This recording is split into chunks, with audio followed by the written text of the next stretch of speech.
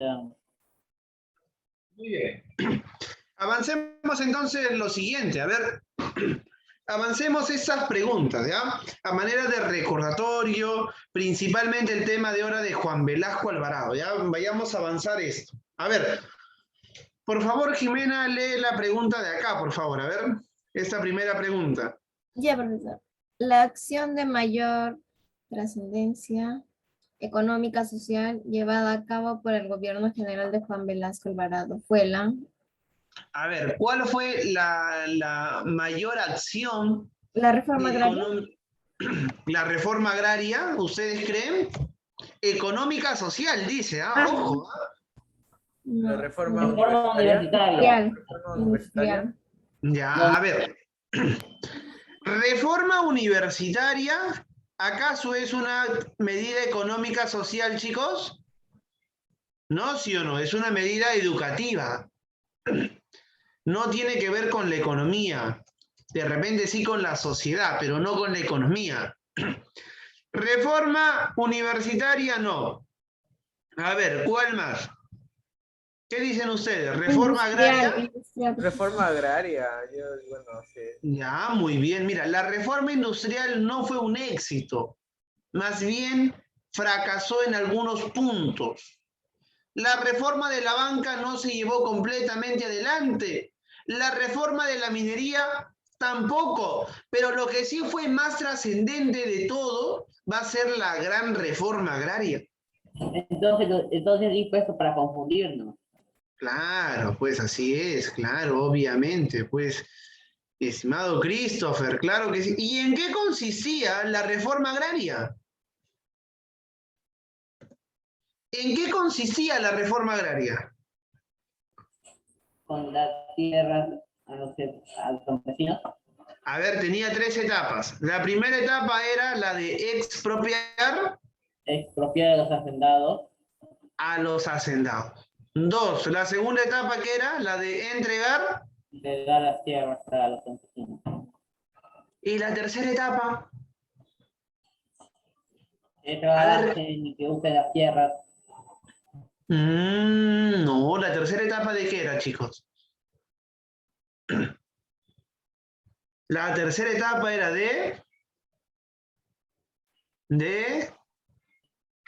invertir en capacitación técnica, en capacitación comercial. Ya entonces vamos a poner invertir. La reforma agraria, chicos, se expropió a todos los hacendados. ¿Se expropió a todos los hacendados o solo a los de la costa? No, solo los de la costa. ¿Y acá sabes qué hacienda se expropió? La hacienda donde tú actualmente vives.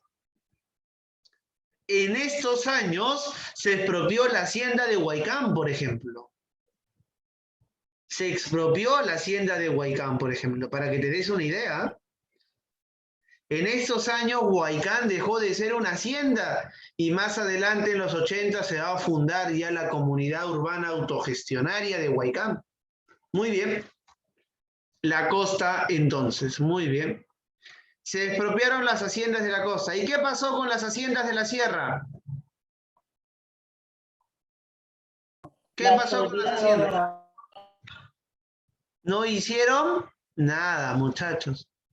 En la sierra hicieron algo, cambiaron algo, apenitas, un poquito. ¿Qué pasó en las zonas ayacuchanas, en las zonas puneñas, en las zonas de Huancayo? Nada. Todo se mantuvo como si no hubiera pasado, muchachos. Seguían los gamonales, los hacendados. Ya, seguía la misma condición social del siervo que tenía que inclinar la cabeza cuando pasaba el amo. Por ejemplo, ¿no? Se mantenía la condición social. Entonces, una reforma agraria, chicos, en el Perú tenía que darse, era una obligación. Porque si el Perú quiere modernizarse, quiere ser un país como Estados Unidos, como Inglaterra, como Francia, como Rusia, el Perú tenía que liquidar la vieja sociedad de la Edad Media la sociedad virreinal que sobrevivía. El Perú tenía que desarrollar el capitalismo. Pero para desarrollar el capitalismo tenemos que eliminar a los hacendados, pues muchachos. No existe un país capitalista con hacendados. Ya, esa es una mezcla media rara. Muy bien. Para traer la sociedad democrática burguesa, ¿no? Tenía que desarrollarse el capitalismo. Pero en el Perú ni siquiera había eso, muchachos. Entonces la reforma agraria era necesaria para acabar con la explotación a los campesinos y traer y promover el desarrollo económico en el Perú. Pero eso pasa cuando una clase social dirige el proceso de cambio en una sociedad. ¿Qué pasó en el Perú? Lo hizo un militar. ¿Cuál era el verdadero objetivo de los militares con esta reforma agraria, chicos? ¿Su objetivo realmente era acabar con los hacendados y traer el desarrollo capitalista al Perú? ¿Cuál fue su verdadero objetivo? A ver. ¿Cómo se llama? Una revolución. Así es. Evitar el desarrollo de una revolución. Detener el movimiento social, el movimiento campesino, el movimiento obrero, que esos movimientos obreros ya no buscan establecer el capitalismo, sino buscan algo más a veces, ¿no? Destruir, por ejemplo, destruir la base de la explotación social, de la explotación laboral, y una serie de cosas para esos años. Por eso se formaron guerrillas, el MIR y el Ejército de Liberación Nacional, por ejemplo. Excelente, entonces. Entonces, Velasco Alvarado tenía el principal objetivo de detener una posible revolución social. Una posible revolución social. En el Perú, muchachos, sobrevive y sobrevivía todavía la vieja sociedad virreinal. Todavía sobrevivía en esas épocas en el Perú. Y para eliminar esa vieja sociedad virreinal se necesitaba una reforma agraria. Pero una buena reforma agraria que se aplique en todo el país como se hizo en México. México aplicó una reforma agraria exitosa, por ejemplo, ¿no? Como se hizo en otros países también de Europa. Pero la reforma agraria acá fue a medias. Solo se expropiaron las haciendas de la costa y se le entregó tierra solo a 1/3 de campesinos. No se beneficiaron todos, muchachos. A ver, Jade, por favor, lee la siguiente pregunta. En el Perú, las intensas migraciones internas en la segunda mitad del siglo XX se deben principalmente a... Excelente. ¿Cuál es la razón principal para que grandes números poblacionales migren hacia Lima, chicos? ¿Por qué migraban las personas? ¿Mm? Porque querían conocer lo bonito de Lima. ¿La D? Ah, la D, mira. Ajá. La A, me dice. La E. Arriba de los mejores niveles de empleo y de vida. La E. Claro. Tus abuelos, por ejemplo, que son también han sido de repente, ¿no? Supongo que la gran mayoría de acá ha tenido abuelos migrantes. Si ustedes le hacen esta pregunta a sus abuelitos migrantes que migraron desde Puno, Huancayo, el Amazonas, desde Piura, desde Tumbes, desde Ica, ¿qué les va a responder? ¿Migré porque quería tener más hijos, la tasa de natalidad, elevar la tasa de natalidad? Te va a responder, ¿migré porque quería ser un industrial? ¿Cómo va a querer ser un industrial, chicos, si no tenían nada todavía en esas épocas? ¿Ah? Migré porque quería reformar la propiedad. ¿Cómo es eso, muchachos? Migré porque querían que hayan modernas comunicaciones. O yo migré porque quería mejorar el nivel de vida, mejorando el nivel de empleo para mis hijos, ¿no? Para mi familia, para mis nietos. ¿Ah? Claro, muchachos. La clave es la E. Mucha gente migró desde sus provincias, abandonando sus tierritas, sus chacritas, llegaron a Lima No porque querían hacer turismo, sino porque querían conseguir un mejor empleo. Y no un mejor empleo para comprarse un televisor LED de 40 pulgadas, ¿no? O una máquina para jugar Pac-Man, sino para darle mejores niveles de vida a sus hijos. Y que esos hijos, que son sus padres, puedan estudiar o tener una profesión y después sus nietos, que son ustedes, sean profesionales. Mejorar el nivel de vida, muchachos. Pero cuando llegaron a Lima, ¿acaso llegaron a vivir a una casa? ¿Llegaron a vivir a Miraflores, a Surco? No. Tuvieron que ir a los arenales, como Villa El Salvador, a los basurales, como Pamplona. Tuvieron que ir a vivir a las zonas abandonadas, como Huaycán, a las zonas desérticas, como Ancón. Tuvieron que ir a vivir a los cerros donde nadie llegaba a vivir, como el Cerro San Cosme. Tenían que dedicarse a actividades, por ejemplo, como la parada. Tenían que dedicarse, por ejemplo, a actividades de otro tipo, ¿no? Entonces, muchachos, miren todo lo que han pasado de repente, si no han sido sus abuelos, de repente sus bisabuelos, todo lo que han pasado para construir estas grandes nuevas ciudades como Huaycán, como Lurigancho, como Villa El Salvador, Villa María, San Juan de Miraflores, Pamplona. En estas zonas, muchachos, llamados los conos, llamados los pueblos jóvenes, se encuentra la historia del sudor, muchachos, de sus abuelos, de ustedes. Ellos contribuyeron a la construcción de grandes ciudades como, por ejemplo, Huaycán. Cuando ellos llegaron, no encontraron nada. Y ahora miren, tienen casi todo, ¿no, muchachos? Claro, falta mucho, pero ya han conseguido bastante también gracias a ese esfuerzo, a la lucha social, gracias al trabajo colectivo. ¿Te das cuenta, no?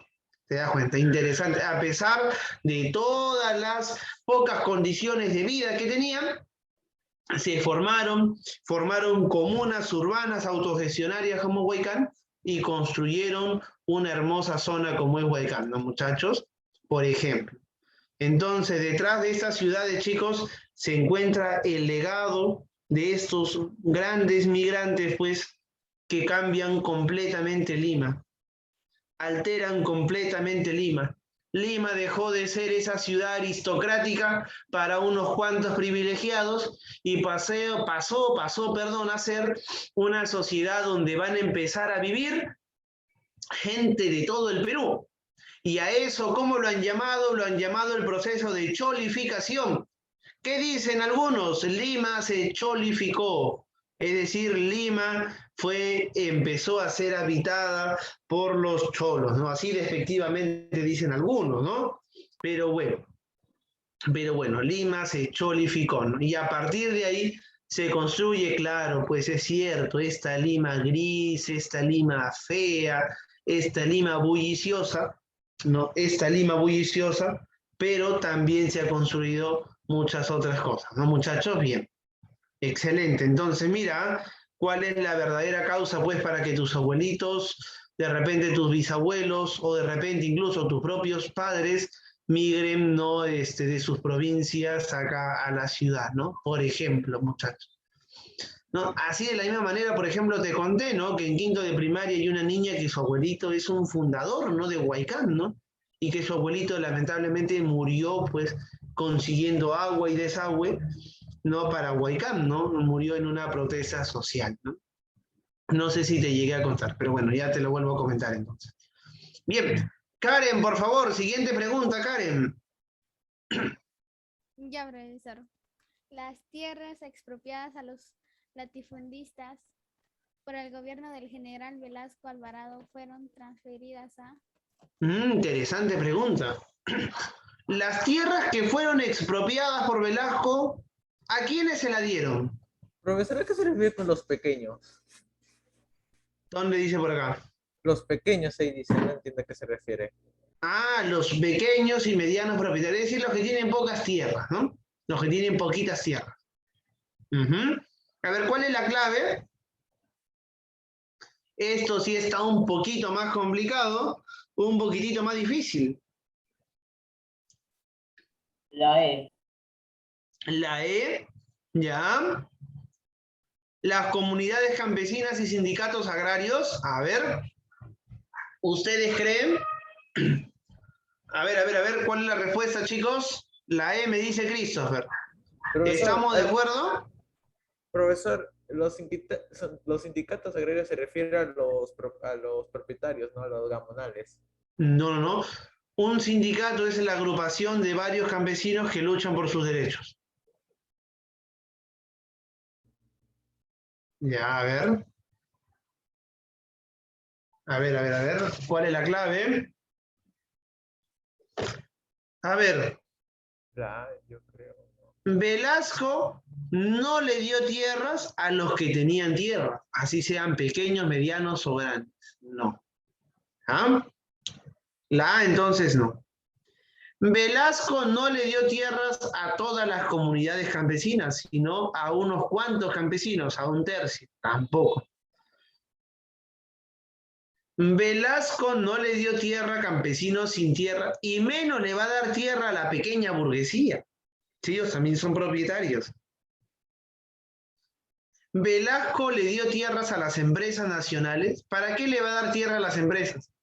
Le tiene que dar la tierra para el que la trabaja. Esa era su frase, ¿no? ¿Las empresas trabajan las tierras? No. Más bien, Velasco le da tierra a los campesinos que se han organizado en las CAPs o en las SAIs. ¿Qué es esto, profesor? Comunidad agrarias productivas o sociedades agrarias de interés social. Eran dos tipos de organizaciones que habían donde muchos campesinos se organizaban y recibían tierra, ¿no? Muy bien, entonces la respuesta es la clave B. La clave B, muchachos. La B. Ya, muy bien. La B. Excelente. ¿Ah? Vamos a ver después de estas preguntas un pequeño documental y de ahí continuamos con las preguntas.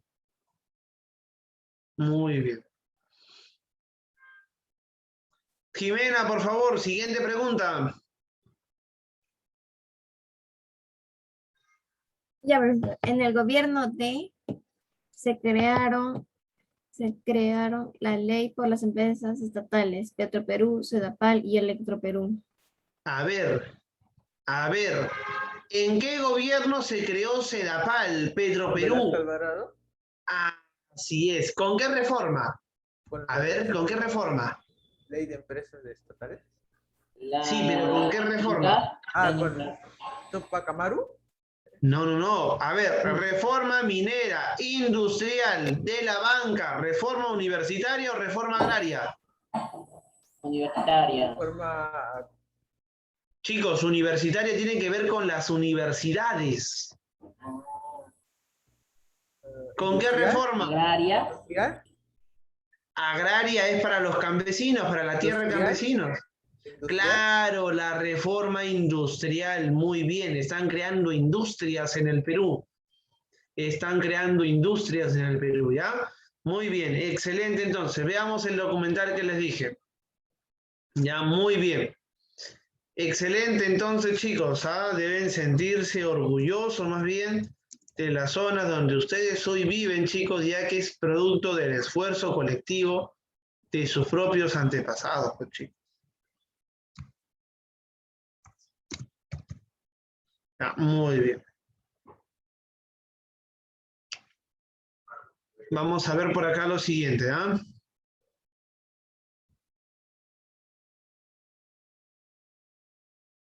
Vamos a escuchar a Manuel Escorza, que es un literato peruano. Listo.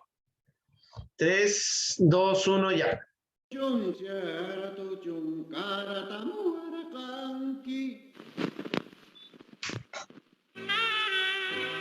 Manuel Escorza, escritor peruano, es el consagrado. Su redoble por Rancas le ha significado el reconocimiento y aplauso internacional. Cuando yo participé en la guerra campesina, en lo que hoy se conoce como la guerra campesina de 1960, y que entonces fueron acontecimientos casi anónimos en el Perú, estalló la última de estas grandes rebeliones indias que no figuran en la historia, que constituyen otros tantos capítulos de lo que yo llamo la guerra invisible. Una guerra que no consta en los libros de historia, pero que ha producido millones de muertos. La lucha por la tierra es lo fundamental y la oposición decisiva es así como se ven las cosas en ese momento, es entre el latifundio y el minifundio. Ese régimen tradicional de hacienda va a ser roto en los valles de la Convención Hilares por la introducción del cultivo del café. Les habían dejado a sus aparceros las zonas más pobres, que eran las zonas de ladera, que se convierten en las mejores cuando se introduce el cultivo del café. Cuando los hacendados se dan cuenta de eso, prohíben a los campesinos vender el café.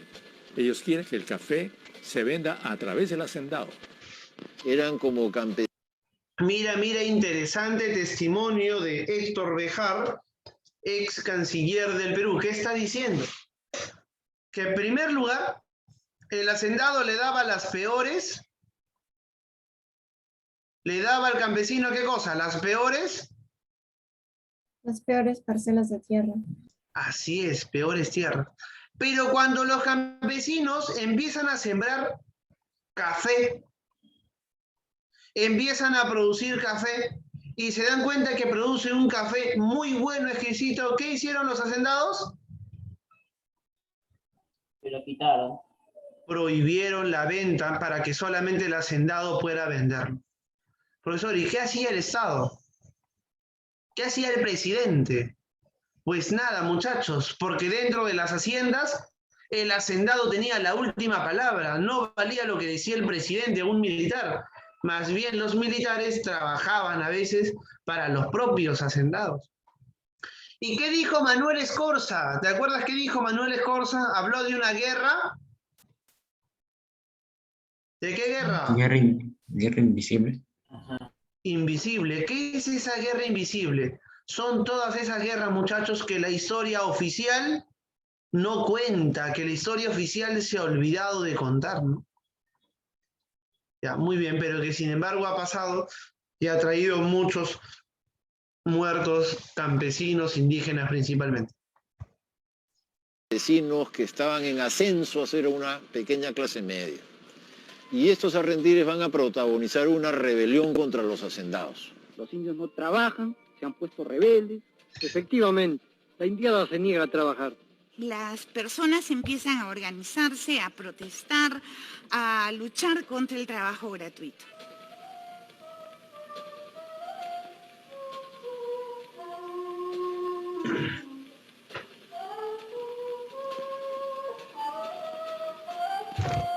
Y todo Lima estaba sorprendida de estos acontecimientos, porque eran movimientos campesinos muy hábiles, evitaban el enfrentamiento con la fuerza, lo cual es lógico, y tampoco utilizaban la violencia.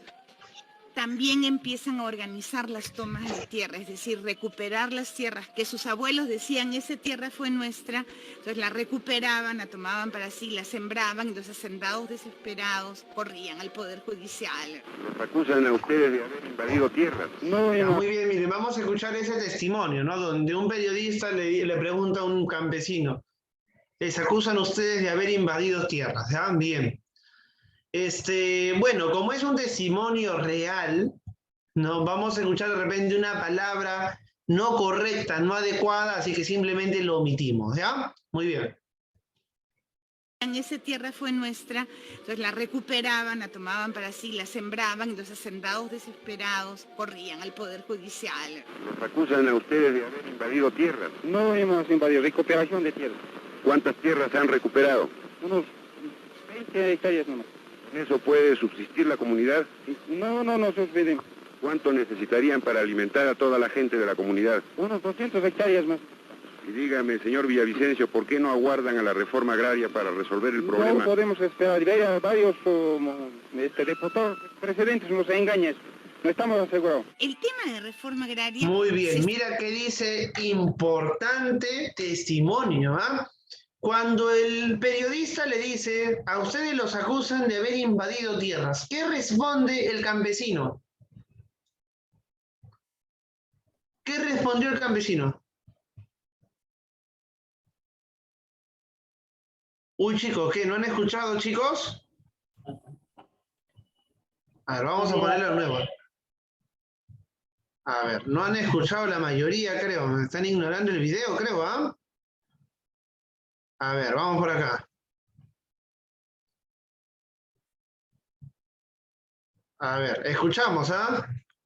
Esa tierra fue nuestra, entonces la recuperaban, la tomaban para sí, la sembraban, y los hacendados desesperados corrían al Poder Judicial. Los acusan a ustedes de haber invadido tierras. No hemos invadido, recuperación de tierras. Muy bien, ¿qué está diciendo? Que no están invadiendo, sino que están Recuperando. ¿Recuperando?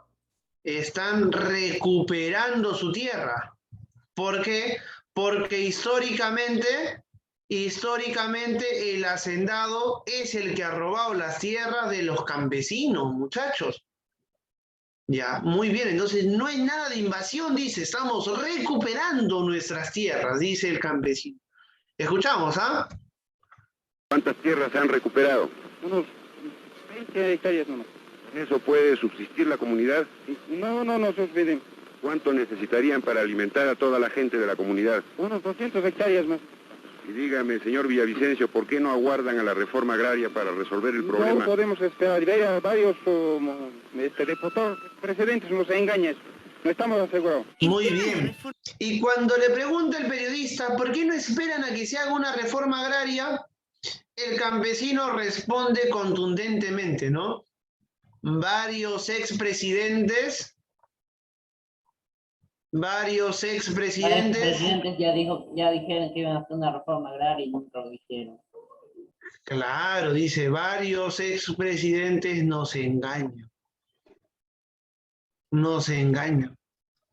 No, muy bien, mira, importantísimo testimonio de este campesino, ¿eh?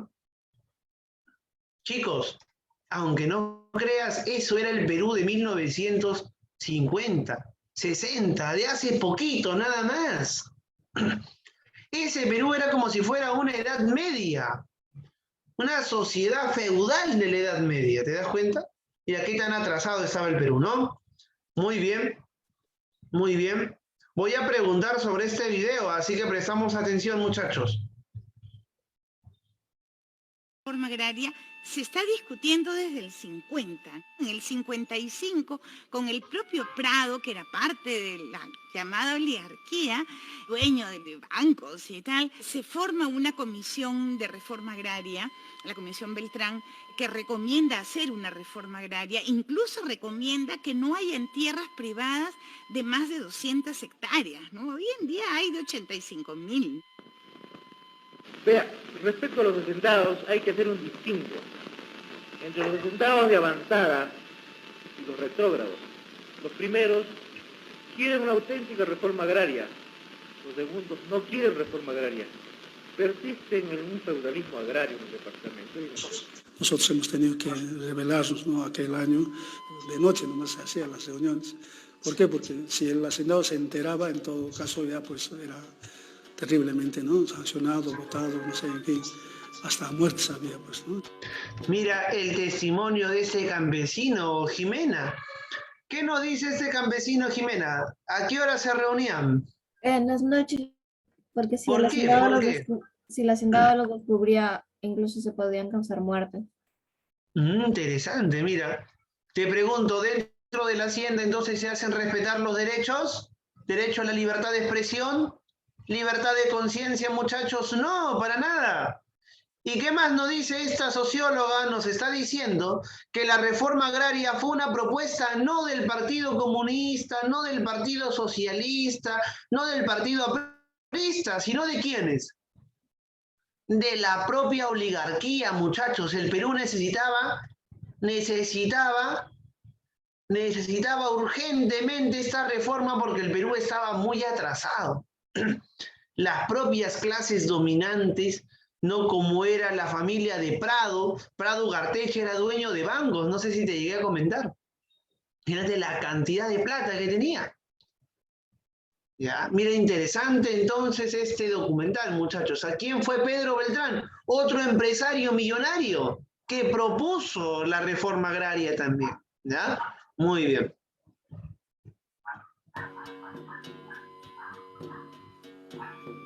Habían ido un policía y el hacendado a capturar al secretario general del sindicato. No lo encontraron a él, encontraron a un niño Entonces le preguntaron al niño, ¿dónde está tu papá? Y el otro dijo, no sé. ¿Cómo que no sabes? El hacendado le pidió el arma al guardia y con el arma del guardia le amenazó al niño. Le digo, si no hablas, ¿dónde está tu papá? Te mato. Entonces el chiquito se puso a llorar, entonces le metió un tiro, lo hirió al niño, ¿no? Nos dirigimos a la hacienda esa, pero antes había que pasar por un puesto en la Guardia Civil, ¿no? Entonces yo me acerqué y le dije, señor, deseamos hablar con usted. Pase, me dijo, me hizo sentar. Y le dije, ¿sabe que en la hacienda Cayara ha sucedido esto? Y como ese hacendado anda armado, venimos a llevarnos las armas de acá. Mientras le decía eso, sacaba el revólver y lo amenazaba. Pero yo no sabía que estaba hablando con el guardia que le había dado el arma al hacendado. Levante las manos, le dije, venimos a llevarnos acá. En vez de levantar la mano, me metió la mano al bolsillo, era para disparar. Y dijo, dispara. Y de adentro comenzaron a salir tiros. Yo disparé antes, él alcanzó a sacar el arma, alcanzó a disparar, pero ya yo un segundo antes disparé y por eso la bala fue al techo. Pero un compañero mío se puso nervioso y disparó y mató a 2 guardias, ¿no? Ahora, en el proceso judicial dije que yo había matado a los 3, pero no es así, pues. Hugo Blanco era hijo de una familia de Paruro. Hugo Blanco fue un dirigente, pues, que llevó a cabo la toma de tierras en la convención, ¿no? Dirigió o estaba preparando una posible revolución campesina en el Perú para que los campesinos pues recuperen sus tierras. Hablaba bastante bien quechua, su madre tenía unas tierras, su padre era abogado, no era un campesino, ¿no? Había estudiado en la universidad. Se politiza, se hace trotskista. Los trotskistas quieren hacer la revolución desde las ciudades y desde la fábrica.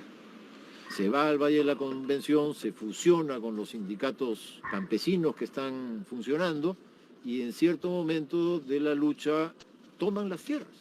No vamos a pedir prestado, vamos a expropiar. ¿Expropiar? Sí, expropiar la plata en un banco.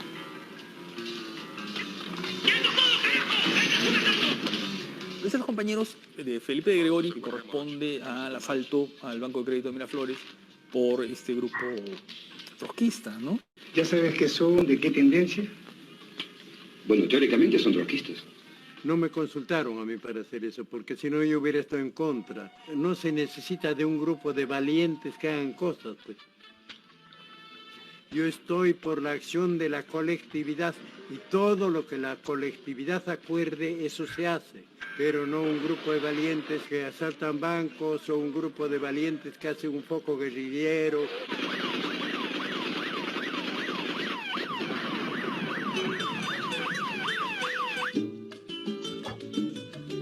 Bien, miren acá un poquito acerca de la influencia de la Revolución Cubana en el Perú. Hay que pensar que este tiempo, los años 60, es el tiempo también de toda una temática revolucionaria en América Latina. En Cuba pues hubo una revolución, ¿no? Entran los guerrilleros a La Habana en enero de 1959 y empieza una revolución que ese mismo año hace una reforma agraria.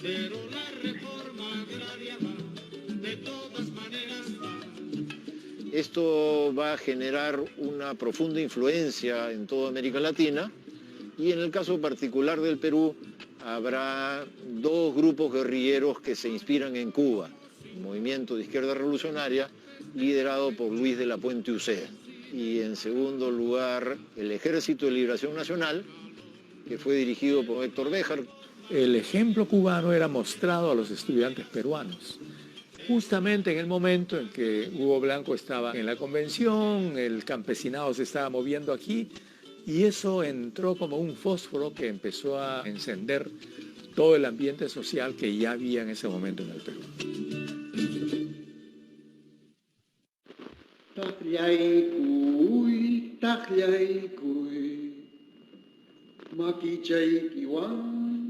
Y ahora cuando pienso, digo, ¿cómo he podido sobrevivir? Porque bajo la lluvia, en las tempestades, bajo granizo a veces, en los pantanos de la selva. El punto inicial es en realidad 1963, que es nuestra primera expedición en que tratamos de entrar por las selvas de Puerto Maldonado. En esa operación es que perece Javier Heró. Javier fue todo un símbolo para nosotros. Es conocida su capacidad poética. Escribía muchísimo.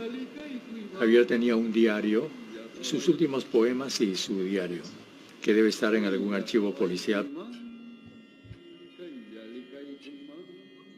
¿Por qué pierde la Muy guerrilla? bien, miren, recuerden, Javier Eraut va a ser un poeta de la generación del 60 que va a morir acribillado por los militares.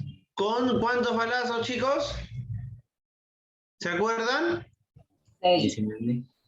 19 balas en su cuerpo, muchachos. Como ya te dije yo, con uno se mata una persona, ¿no? Con dos uno se asegura. Con 3 ya es odio, pues. Pero 19 balas, muchachos. Eso ya hasta es un poquito patológico, ¿no? Muy bien. Porque nosotros mismos no conocíamos el país. En primer lugar, nosotros pretendíamos ser iguales a los campesinos, pero los campesinos no nos veían como iguales. Los campesinos nos veían no como patrones, pero sí como gente superior. El ejército los tenía infiltrados y apenas empiezan las guerrillas, el ejército hace una ofensiva y en unos 6 meses termina con ellos. Son derrotados rápidamente, en un semestre están aplastados, pero indirectamente van a tener un impacto sorprendente sobre los oficiales. La reflexión sobre las guerrillas del 65 conduce a reforzar un pensamiento reformista dentro de la Fuerza Armada. La relación entre Estados Unidos y América Latina fue cambiando en el transcurso del siglo XX. Entra Kennedy, empieza su mandato en enero del 61, y Kennedy era para los demócratas un progresista, y dice, bueno, vamos a ocuparnos de América Latina. Therefore, I have called on all people of the hemisphere to join in a new alliance for progress, Alianza para Progreso. Ahí está anunciando el plan Alpro, no el propio Kennedy. Mira, vamos a escuchar su discurso. ¿Ah? ¿Qué decía sobre Alpro? Para el progreso buscaba encontrar en América Latina alternativas diferentes de la Revolución Cubana. Había que impulsar el desarrollo de América Latina, particularmente en el sector rural, porque se pensaba que las desigualdades que existían en América Latina creaban condiciones favorables al comunismo. Until that is done in this hemisphere from the top to the bottom, our revolution and the revolution of this hemisphere is incomplete. Y eso significaba, si quieres evitar un triunfo comunista como en Cuba, pues tienes que hacer una reforma agraria tú, porque la situación de semiservidumbre en la cual vive el campesinado indígena es un caldo de cultivo para que estalle una guerra campesina, revolucionaria, exitosa. To create a society in which all men have equal access to land, to jobs, and to education. A society in which no man is exploited for the enrichment of a few. Estas cosas deberían estar al alcance de todos y no limitarse a unos pocos afortunados. While this Indian farmer is one step up from the bottom of a ladder 400 years long, its immediate neighbor is at the top of it and always has been. In a grove of citrus trees kept alive by irrigation is Muy the bien, ya la otra parte ya del video es parte de la experiencia de la hacienda Wando, ¿no? Y eso ya no lo vamos a ver porque nos va a faltar tiempo. Pero bien, ¿no? Mira este documental que nos muestra una parte de nuestra historia de manera más gráfica, ¿no? De manera más gráfica, ¿no? ¿Cómo concebían los indígenas campesinos la toma de tierras? ¿Como una invasión, chicos? ¿Así lo concebían ellos? ¿O cómo lo concebían? ¿Como una recuperación? Como una recuperación de tierras. El indígena y el campesino indígena no estaba viendo que estaba invadiendo, no comprendía O él no pensaba, pues claro, que lo que estaba haciendo era un delito, pero obviamente no era un delito, ¿no? Pero sin embargo, los hacendados sí lo veían y lo planteaban como un delito, ¿no? Muy bien. Lo que estaba haciendo era recuperar sus tierras, que el Estado no ha permitido que se recupere uno, porque el Estado no ha permitido hasta la década de los 60 acabar con el poder de los hacendados y ahora los propios campesinos se autoorganizan por recuperar tierras, ¿no? Muy bien. Interesante entonces, chicos, lo que estamos viendo en torno a estos procesos tan complicados, ¿ah? Procesos complicados que hemos vivido, pues, se ha vivido en nuestro país, ¿no? Bien, ahora vamos a hacer el análisis de un poema. Ya vamos a analizar un poema. Vamos a analizar un poema escrito, adivina por quién. Adivina por quién, a ver. Por el que murió de 18 balazos, ¿cómo se llamaba? ¿Blanco? Javier Herao. No, Javier Herao. Herao, ¿no? Muy bien, vamos a analizar su poema y vamos a ver qué decía Javier Herao acerca del arte, ¿no? Bien, vamos a poner acá entonces análisis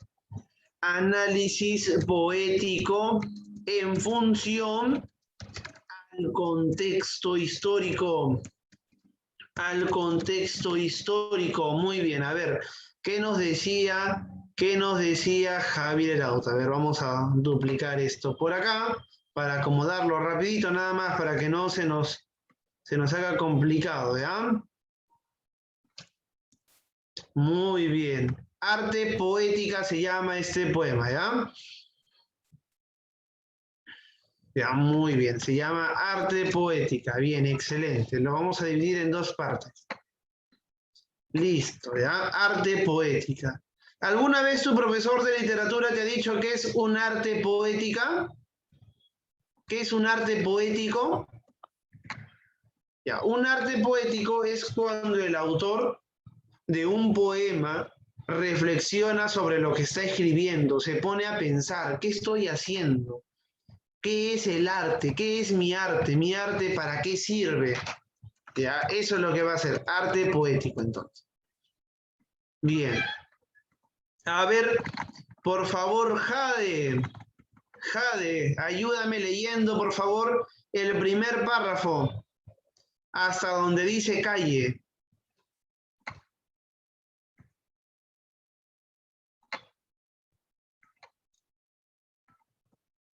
Vamos, por ahí. ¿Jade está en la clase? ¿Sí, no? ¿O no? Creo que no está, ¿no?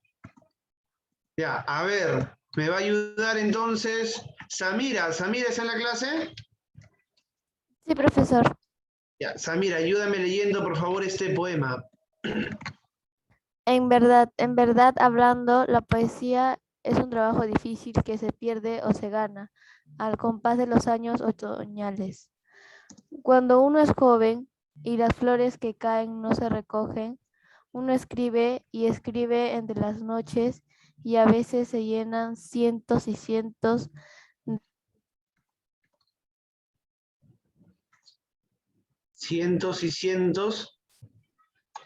de cuartillas inservibles.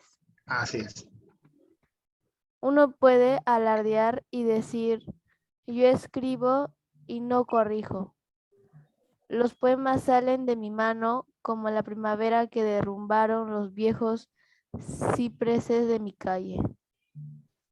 Pero, muy bien. Pero ¿Hasta ahí nomás? conforme... Excelente, excelente, Samira, gracias, hasta ahí nada más. María Celeste, por favor, ayúdame leyendo todo este otro párrafo. Sí, profesor. Pero conforme pasa el tiempo y los años se filtran entre las sienes, la poesía se va haciendo, trabajo de alfarero. Arcilla que se cuece entre las manos, arcilla que se moldea en fuegos rápidos, y la poesía es un relámpago maravilloso, una lluvia de palabras silenciosas, un bosque de latidos y esperanzas, el canto de los pueblos oprimidos, el nuevo canto de los pueblos liberados. Y la poesía es entonces el amor, la muerte, la redención del hombre. Muy bien, chicos. A ver, con esta primera lectura, séanme sinceros. ¿Han comprendido algo del poema o no han comprendido nada? No. No han comprendido nada. Nada de nada, muy bien. Vayamos a volver a leer. Muy bien, gracias Amir y gracias María Celeste. A ver, mira, dice, en verdad hablando, la poesía es un trabajo difícil que se pierde o se gana al compás de los años otoñales. Muy bien, ¿qué nos está diciendo? Que escribir poesía, que hacer poesía no es cualquier cosa, sino que es un trabajo que demanda de mucho esfuerzo, de mucha creatividad, de mucha imaginación, ¿no? Que manda pues de tener un sentimiento artístico muy elevado, donde a veces tú puedes escribir y puedes fallar, donde a veces puedes escribir y puedes acertar un verso muy bello. Y que esto se va desarrollando al pasar de los años, que no es un trabajo de la noche a la mañana, nadie nace siendo poeta, ¿no? En otras palabras, Javier Eraut está analizando, está diciendo que el poeta, pues, o hacer poesía también le cuesta al hombre, ¿no? Que es bastante complicado. Bien. 2, mira. Ahora él se critica a sí mismo y dice, cuando uno es joven y las flores que caen no se recogen, uno escribe y escribe entre las noches. Y a veces se llenan cientos y cientos de cuartillas inservibles. Uno puede alardear y decir, yo escribo y no corrijo. Los poemas salen de mis manos como la primavera que derrumbaron los viejos cipreses de mi calle. Ahí Javier Eraut está criticando a todos los adolescentes, por ejemplo. No, los adolescentes a veces está criticando a los artistas, por ejemplo, también, que tienen una concepción distinta, una concepción sobrevalorada, ¿no? A esos artistas que creen pues que el arte es sencillo, que es simple, que no tiene un sentido, que no tiene una razón. Javier Eraut está diciendo, ¿no?, que el arte tiene un sentido, tiene una razón, tiene una forma de ser, que el arte o contribuye o hace mucho más lento el proceso de desarrollo de una sociedad. Mira, y acá lo dice clarito, mira, cuando uno es joven y las flores que caen no se recogen, uno escribe y escribe entre las noches. Y a veces se llenan cientos y cientos de cuartillas, son los versos, los poemas, ¿no? Inservibles. Pero mira, acá está la parte más interesante. Pero conforme pasa el tiempo y los años se filtran entre las sienes, la poesía se va haciendo trabajo de alfarero.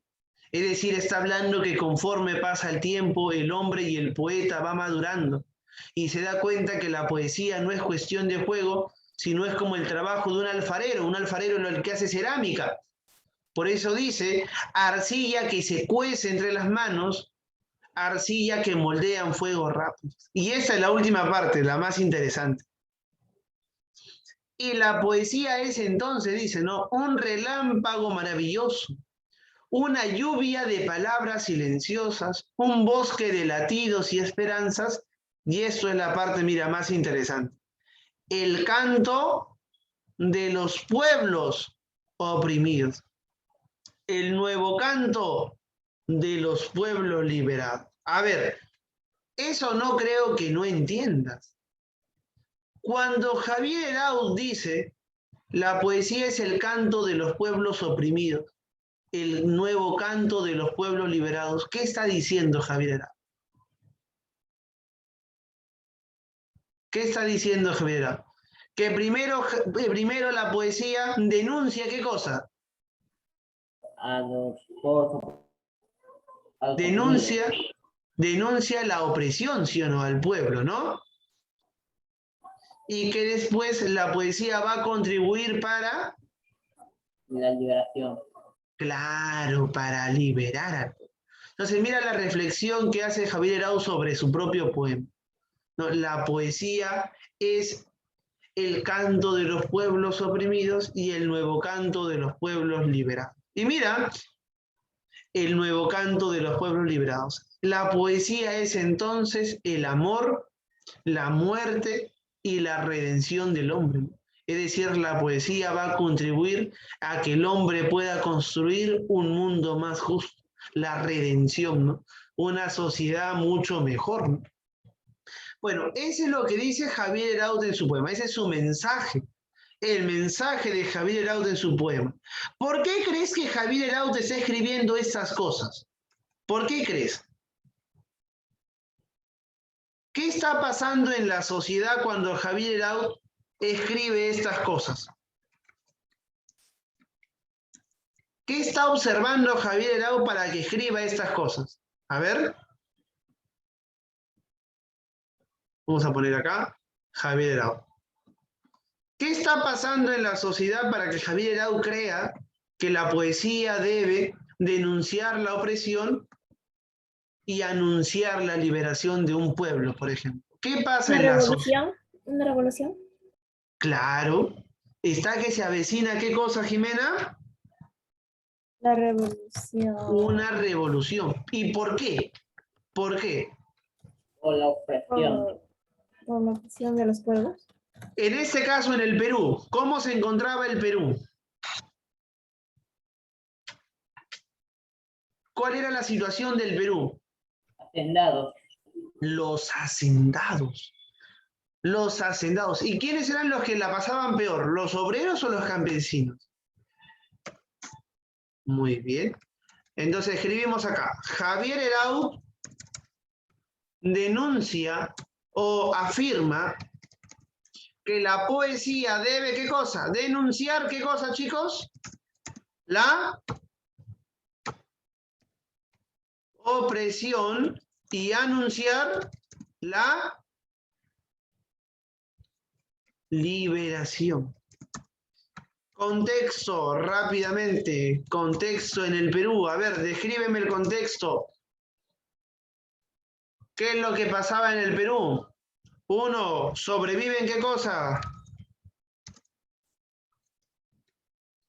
Los hacendados. 2. ¿Cómo se encontraba el campesino? ¿Se encontraba en una condición de esclavo o servidumbre? Servidumbre. Servidumbre, así es. El campesino era un siervo. El campesino era un siervo, era una servidumbre. ¿Ya? Muy bien. ¿Y qué más está pasando? ¿Te acuerdas los planes de Estados Unidos, el plan Alpro, el proyecto Camelot? ¿Te acuerdas el plan Cóndor? Es decir, hay una penetración del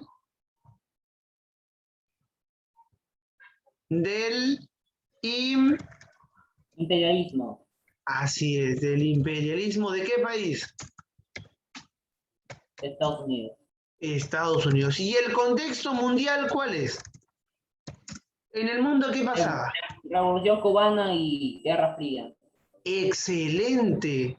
La revolución cubana y el desarrollo de la Guerra Fría. Muy bien. Pero ¿te acuerdas que hablamos el bimestre pasado de otro contexto histórico donde Vietnam se está liberando, la India se está liberando? ¿Cómo se llama ese proceso? ¿La guerra de Vietnam? Ya, sí, la guerra de Vietnam, pero en general, ¿cómo se llama? La descolonización. Así es, se está dando el famoso proceso, Paolo, de descolonización del mundo. Descolonización del mundo, ¿ya? Muy bien, entonces mira, con todo este contexto que estamos viendo, Javier Eraut está muy influenciado por la idea de la revolución. Está muy influenciado Javier Eraut por la idea de acabar con los hacendados. Al punto que Javier Eraut ha formado una guerrilla junto a Héctor Bejar. ¿Cómo se llamó esa guerrilla? ¿Cómo se llamó esa guerrilla?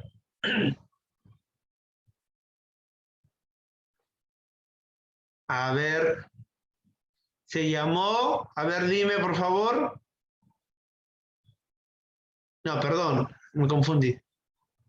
Se llamó el ejército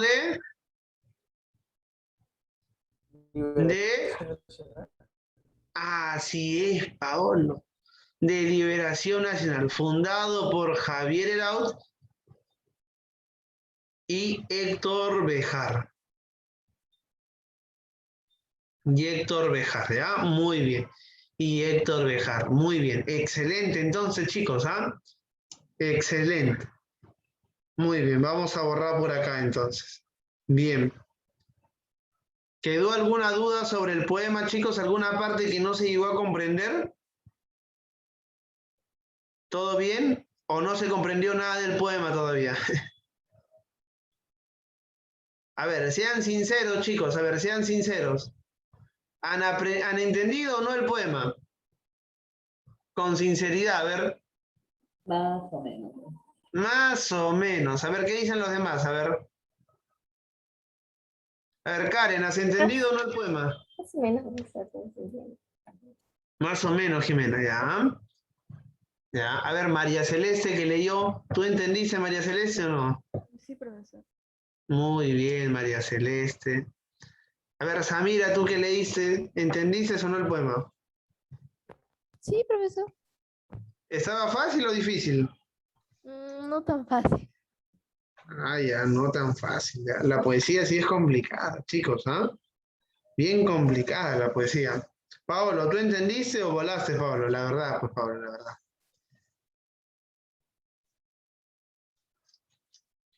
Muy bien, a ver, para pasar al siguiente ejercicio. Ya el siguiente ejercicio va a ser análisis de imagen. Más o menos, volé.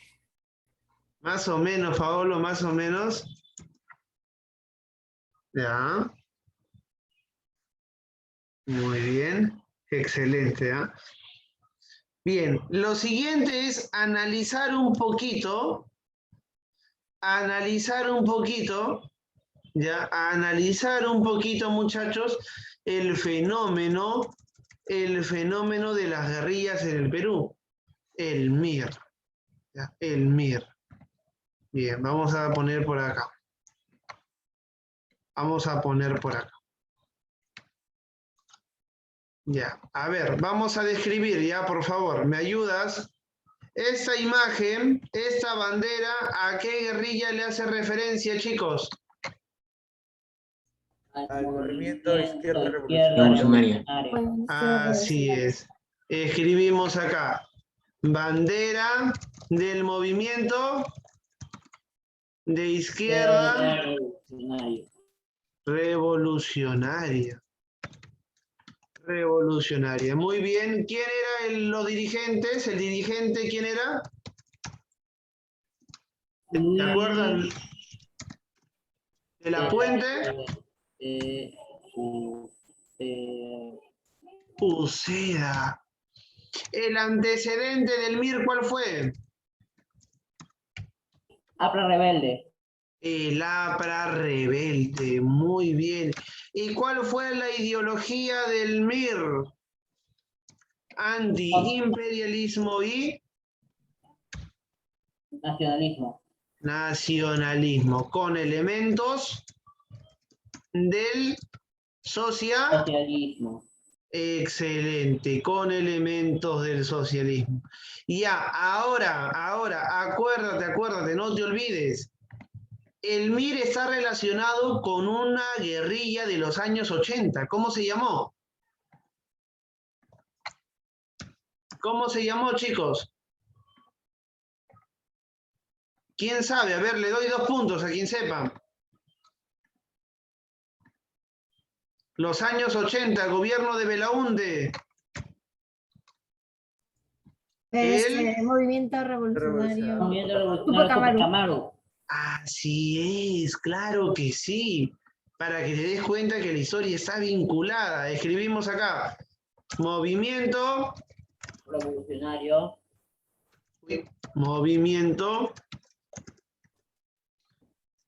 revolucionario Tupac Amaru. ¿Quién fue su dirigente? Víctor Olay. ¿Qué más? Campos. ¿El antecedente cuál fue?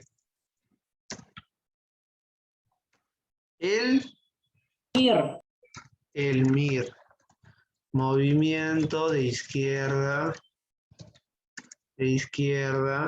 revolucionaria. Revolucionaria, muy bien. ¿Y la ideología cuál fue, chicos? La misma. Bueno, va a ser la misma, ¿no? Antiimperialismo y nacionalismo con elementos del socialismo. Muy bien. Siguiente imagen, otro análisis de imagen, rápidamente. Cuando su autorización, lo único que hacen es cambiarte de nombre y dirigente. Así es, ¿no? Se cambian de nombre algunas guerrillas. Así es, claro que sí. Muy bien. Y lo siguiente es recordar lo que pasó en los años 80. ¿Te acuerdas qué pasó con 8 periodistas, o con 7 periodistas, perdón? ¿Te acuerdas? ¿O ya te olvidaste? A ver. Vamos a poner por acá. Esto se llama la masacre de Uchurajay, muchachos. ¿Se acuerdan o no se acuerdan? Lo explico de nuevo, a ver. Muy bien. En los años 80, una cantidad de periodistas viajó a Uchurajay para enterarse qué estaba pasando en Ayacucho. ¿Por qué hay enfrentamientos armados? ¿Por qué están apareciendo soldados muertos, dirigentes campesinos muertos?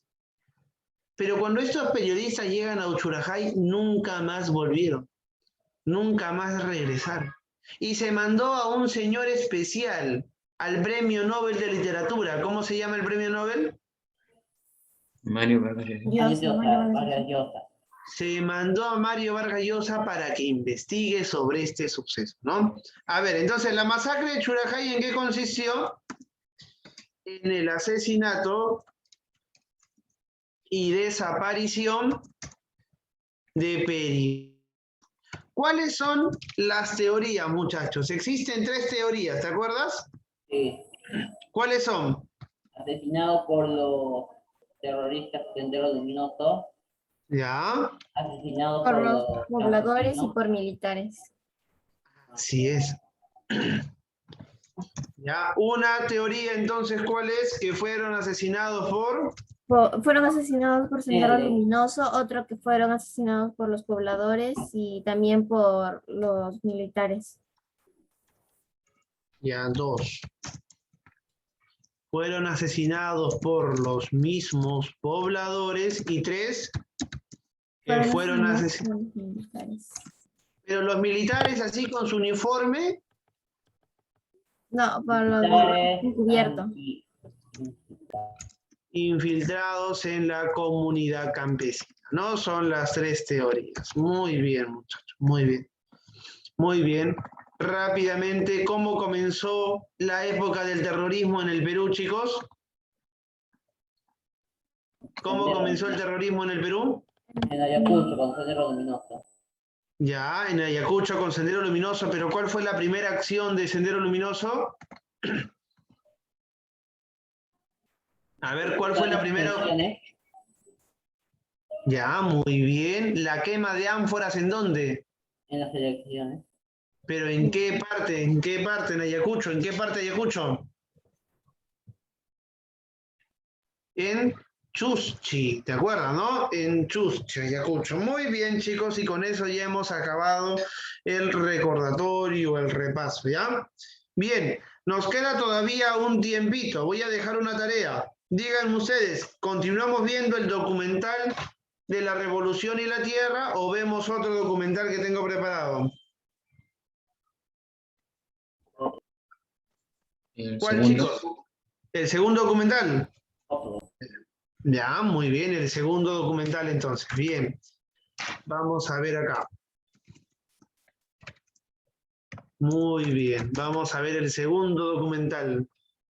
¿Ya? Bien. Este documental es de Sucedió en el Perú. ¿Han visto Sucedió en el Perú, chicos? Da en el canal 7, chicos. Claro, da en el canal 7. Muy bien. Vamos a ver un poquito la historia de Javier Herao. Ya, 3, 2, 1, ya.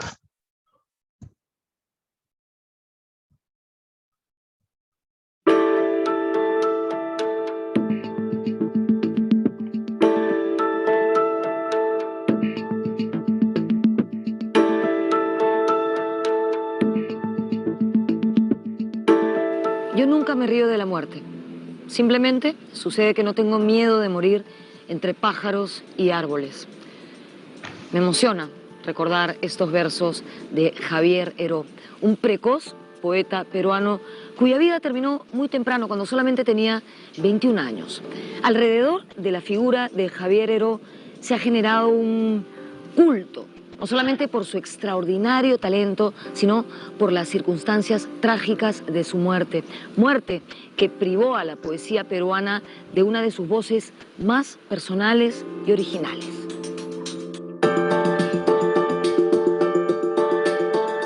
En el programa de hoy vamos a descubrir quién era Javier Heró, cuáles fueron sus orígenes, dónde estudió, qué tal alumno era, cómo era su grupo de amigos, estos poetas de la generación del 60, como Arturo Corcuera, como César Calvo, y sobre todo, lo que personalmente a mí me llama más la atención, ¿qué hizo que este chico hermoso de 1,90 m y tan jovencito decidiera involucrarse con una guerrilla, la que al final lo llevó a la muerte? Soy Norma Martínez y esto es Sucedió en el Perú.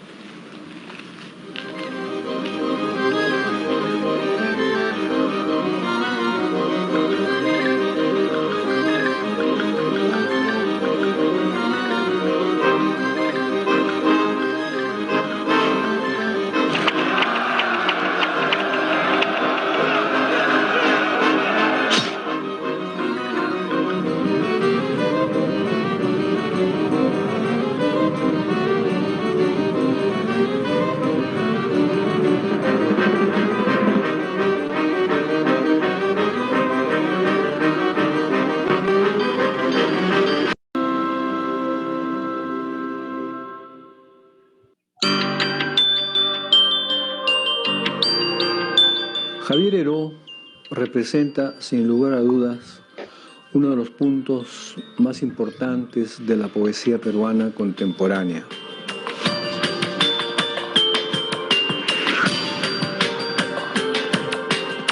Javier Heró es la promesa no cumplida, ¿no?, de un gran poeta. Él vivió solamente 21 años y en esos 21 años llamó la atención por la calidad de su poesía.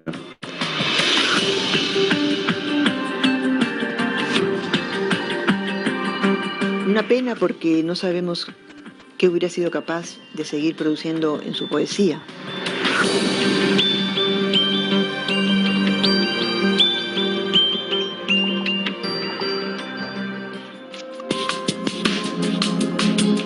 Javier Heró fue un gran muchacho, sincero, auténtico, sensible. Siempre hizo lo que le dictaba su conciencia, su corazón, lo que él juzgaba correcto. Su anhelo era la justicia y su muerte marcó una época. Como dijo su maestro y amigo Washington Delgado, era bueno desde la punta de los dedos hasta el fondo del alma. Un hombre bueno, inteligente y lúcido puede equivocarse, pero no actuar irracional e inhumanamente. Esta es la fugaz y apasionada historia de la vida de Javier Heró.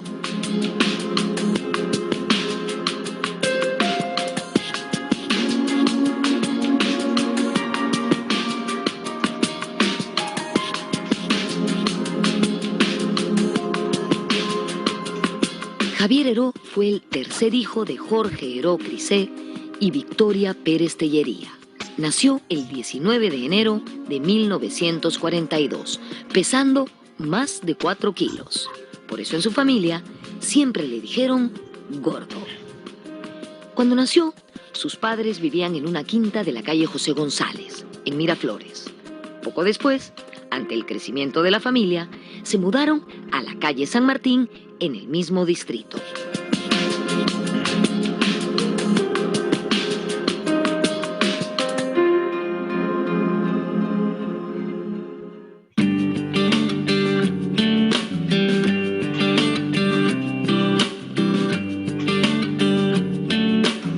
En Miraflores, en la calle San Martín, en el número 639, en esa casa que vemos allí, vivió Javier Heró junto a sus padres y sus hermanos. Esto ocurrió en la década de 1940 y 1950, en el siglo pasado, por supuesto.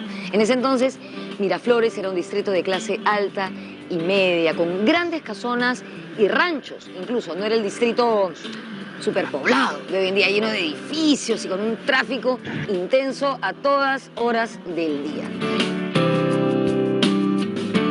Cecilia Heró cuenta que sus hermanos mayores, Javier y Jorge, se iban hasta el colegio Markham, que quedaba relativamente cerca, en bicicleta.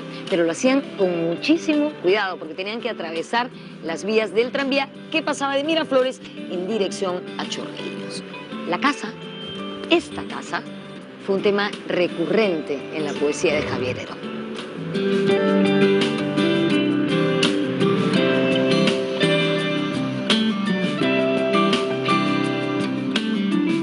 Porque hay un poema que le dice: Javier, no olvides tu gorra, ¿no? O sea, cuídate al pasar el tranvía, que eran las palabras que mi mamá les decía cuando salían.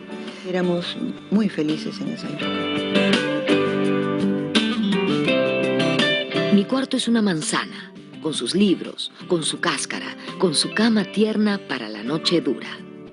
Mi cuarto es el de todos, es decir, con su lamparín que me permite reír al lado de Vallejo, que me permite ver la luz eterna de Neruda. En 1947, Javier Heró estudió sus primeras letras en el colegio Los Sagrados Corazones de Belén. De allí, pasó al primer año de primaria en el Markham.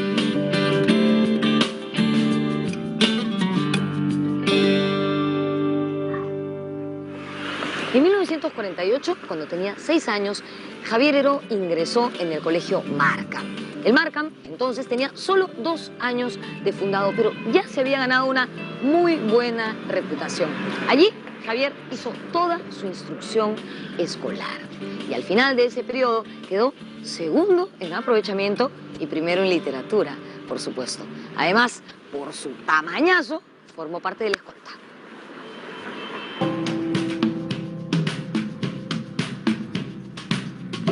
Todos los años el colegio organizaba la maratón por todo Miraflores y mis hermanos se preparaban para la maratón. Hacían comprar sus limones para ir chupando limones mientras corrían. Era muy, muy gracioso, ¿no? Uno de amor.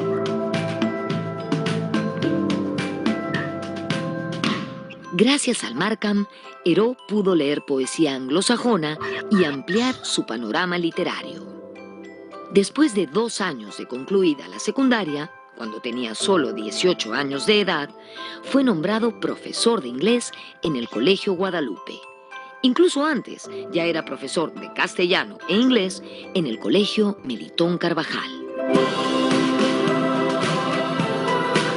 Bueno, un poeta que va delineando su estilo y de alguna manera tiene la influencia visible de otros poetas. En su caso es la poesía española al comienzo, es Antonio Machado, sin duda, los poetas del 27, pero también una veta que no tenían otros, que es la veta de la poesía inglesa.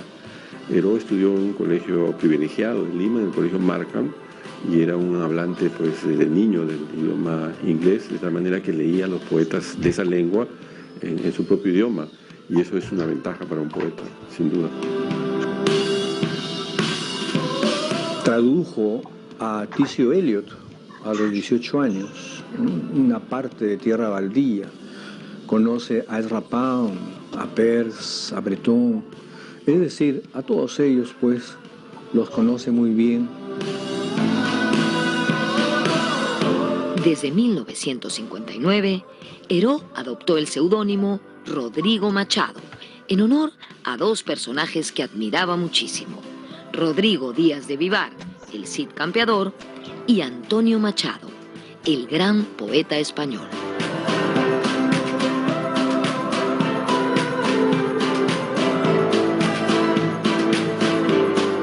Se piensa a veces que el carácter de los poetas es como taciturno, melancólico, pero yo imagino que el entusiasmo de Javier y su vitalidad era inmensa, ¿no? Javier era todo inmenso. O sea, él se juraba el poeta. O sea, él era el poeta. y era un hombre joven, muy entusiasta y que no le temía absolutamente nada, claro.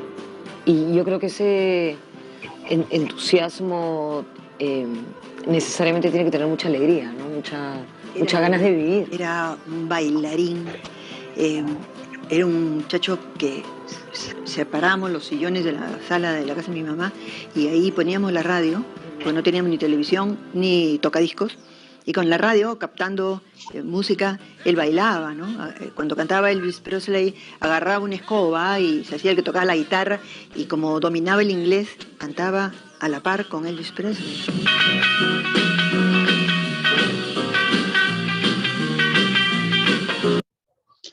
Muy bien, entonces chicos, hemos conocido un poco de la vida de Javier Arauz para que vean que no fue pues un proletario, no fue un campesino, no fue un siervo, no vino de campesina, de familia campesina, familia pobre, sino más bien vino un muchacho de una familia bastante acomodada. ¿Tú sabes quiénes estudian en el colegio Marcan, chicos? Estudia la gente que tiene más dinero en el Perú, ¿no?